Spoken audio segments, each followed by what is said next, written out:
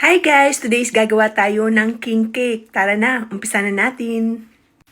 Narito na ang ating mga ingredients.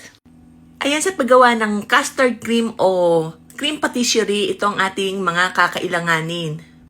2 tablespoon ng flour, 3 tablespoon ng sugar, brown sugar o white sugar. Ako, brown sugar ang aking nilalagay.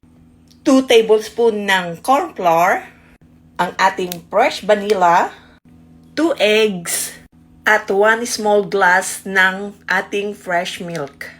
So, yan, ilagay natin ang ating milk sa kasirola.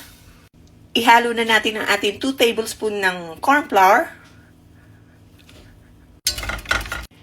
And now, ang ating 3 tablespoon ng flour. Ang ating sugar. Haluin lang natin mabuti. And now, ilagay na natin ang ating fresh vanilla and ang ating 2 egg yolk. Ayan, imix lang natin hanggang sa lumapot. Ayan, hintayin natin siyang lumapot. Nagdagdag nga pala ako ng 1/2 glass of milk dahil parang kulang ang ating nagawa. Ayan, haluin lang natin mabuti. So, ayan, ready na yung ating custard cream or cream patisserie. And now, i-prepare na natin ang ating cream of almonds. Ayan, kakailanganin natin ng 200 grams ng butter, melted butter. Ayan, ang ating 50 grams na sugar. At ito yung nagpapasarap, ang ating ram. 1 kutsara lang. Ayan, dahil maliliit lang ang ating eggs, ginawa ko itong 3. Normally is 2 lang. And lastly, itong ating almond powder. And now, ilagay na natin sa bowl ang ating powder.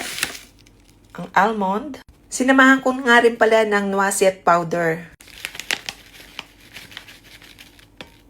Ilagay na natin ang ating sugar, melted butter, rum. Ayan, haluin lang muna natin. And now, ilagay na natin yung ating mga eggs. So, ayan na, haluin muna natin mabuti. Ayan, bali 300 grams ang total ng ating mga powder ng noisette at ng almonds. Ayan, ihalo naman natin ngayon ang ating ginawang custard cream at sa ating almond cream. Ayan, mix lang natin mabuti.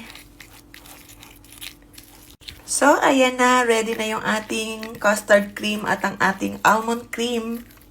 So, sa isang tray, ayan, inilatag ko na yung ating ready-made pie crust. And now, ilagay na natin ang ating mixture. Ayan, ikalat lang natin. So, ayan, ilagay na natin lahat ng ating cream sa ating pie crust. Ilagay naman natin itong ating santo. Ito yung magpapa-excite sa ating king cake.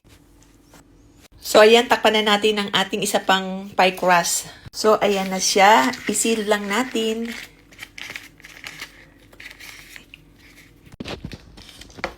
So, ayan na. Malapit nang matapos. I-press lang natin yung mga gilid para talagang mag-sealed siya. So, ayan. I-decorate naman natin ngayon gamit ang ating knife. Ayan yung kanyang likod.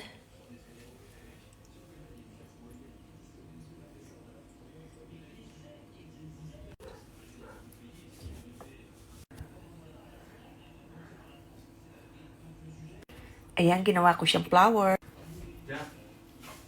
So, ayan, na-decorate na natin ang ating galet.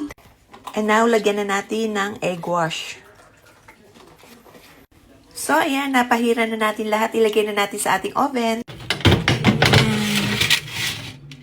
So, ayan, luto na yung ating king cake. Ayan, lalagyan ko siya ng caramelized butter. So, ayan, ipahid na natin.